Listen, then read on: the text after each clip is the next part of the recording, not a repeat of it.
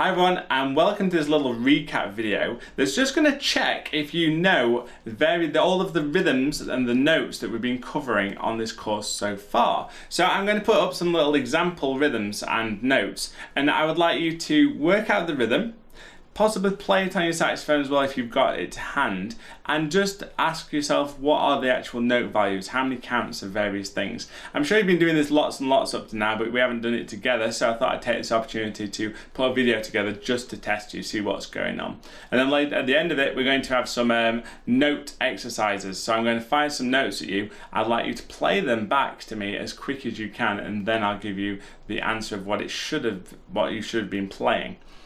Okay, so on we go with some rhythms then. So this first one here, what's it go like? What have we got there?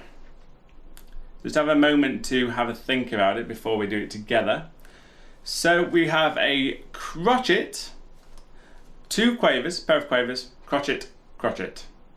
Those are the note values. So we've got one beat, half, half, 1, 1. So that rhythm is 1, 2, and 3, 4. Okay, if we're going to play that on a G,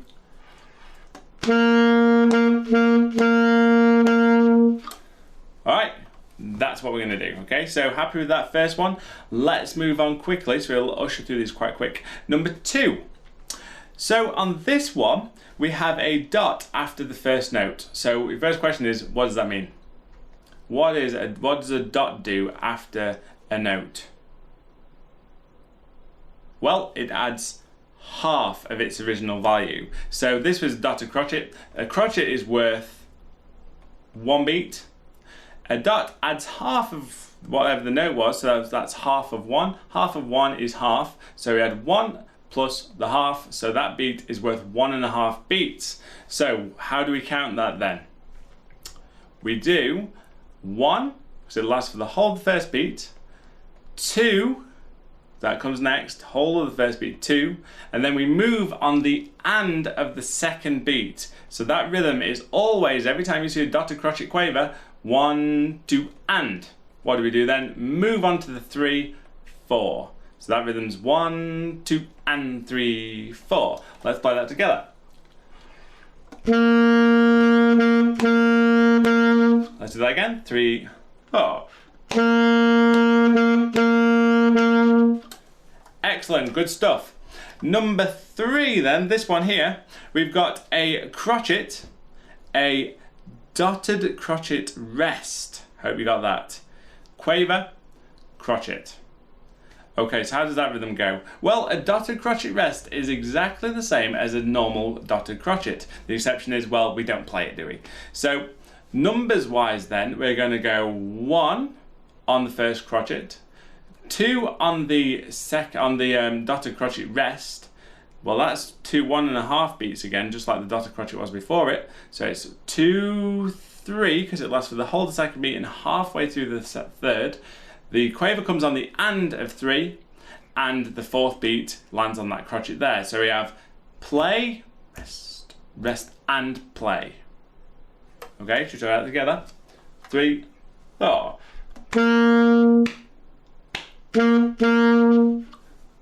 Good stuff.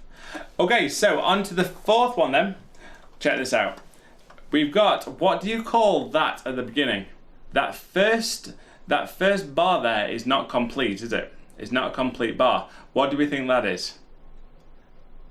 Yeah, I hope you got that. It's an anacrusis, a lead-in or a pickup, isn't it? It's a pickup into that first bar. So what do we do? How do we count that? Well, we think 1, 2, 3, and then we count from when we actually want to play, don't we? So we count the beginning, so we start counting right away, and then we need to play on the and. So it's 1, 2, 3, and 4, and 1, and then we're off.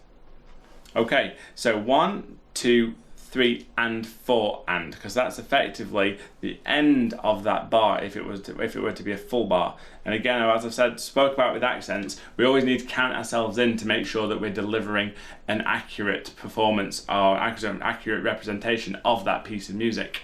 So onto the meat of that, the bar. So we've got again a dotted crotchet. How does that go? Well, beat in half again. 1, 2, and what's that? What's that little 7 thing?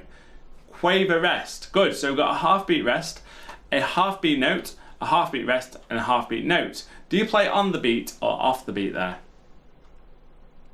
When the quavers. Do you play on the off beat or on the beat? Yep, you're playing on the off beat. You should be playing on the off beat. So if you ever play on the ands instead of on the number, you're playing on the off beat, which again sounds interesting. So that the actual bar there, we've got 1, 2, and rest, and rest, and.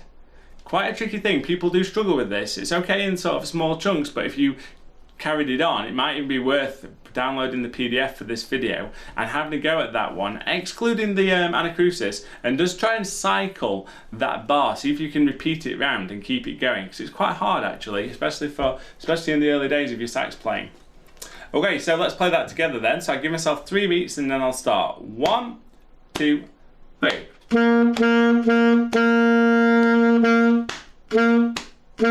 Notice I'm trying to go. And I've got a little kind of tweak in my body as well. You notice that? I always do this little shift when I'm playing on the offbeat. It's because for years I've been trying to get that very, very accurate. So bum, ba, ba. And I'll make my whole body move into this beat just to keep it interesting, really, for myself. And also, I find making these things physical makes things interesting. I had a comment on one of my YouTube videos that said, should you dance? Do you have to dance while you're playing? Of course you've got to dance while you're playing. There's no fun in not dancing, is there? So you may as well. And dancing, what does it do? Well, it gives you a physical representation of the rhythm. And that's important, and that'll help you out. Plus, it's more interesting to watch somebody when they're clearly enjoying what they're doing. Alright, so on to the note segments then. I'm going to put up this thing right here, and what I want you to do is play it. Name the notes first, now, and then play it with me, straight away. And then repeat this video and repeat this little section if you can't do it. Okay, so I'll give you a minute just to digest the rhythm and digest the notes, and then we'll play it together. Ready? Pause me if you need a little bit of extra time, but we're playing it now. Here we go. 3, 4.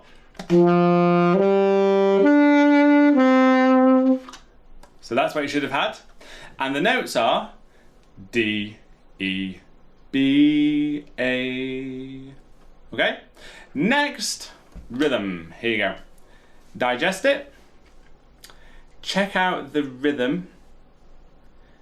Check out the notes. This one has some leaps in it, so you're gonna have to think about that. How high do I have to leap? Do I have to put my octave key on for the top notes there? Whoops, I gave you a clue. And then where's it drop down to? How many beats is that one at the end? Okay, pause me if you need more time, but we're on it. Here we go. 3, 4.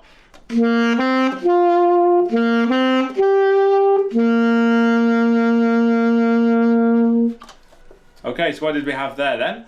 G, A, D, G, A, E, G, 2, 3, 4. Next one. Here we go. Take a moment to look at the rhythm. Take a moment to look at the notes. Pause me, get your fingers around it, whatever you need to. There's a leap there at the end, which is an octave. It goes from a letter at the top to a letter at the bottom that's the same one, an octave leap. That should give you a clue as to which key you need to use at that point. All right, here we go. 3, 4.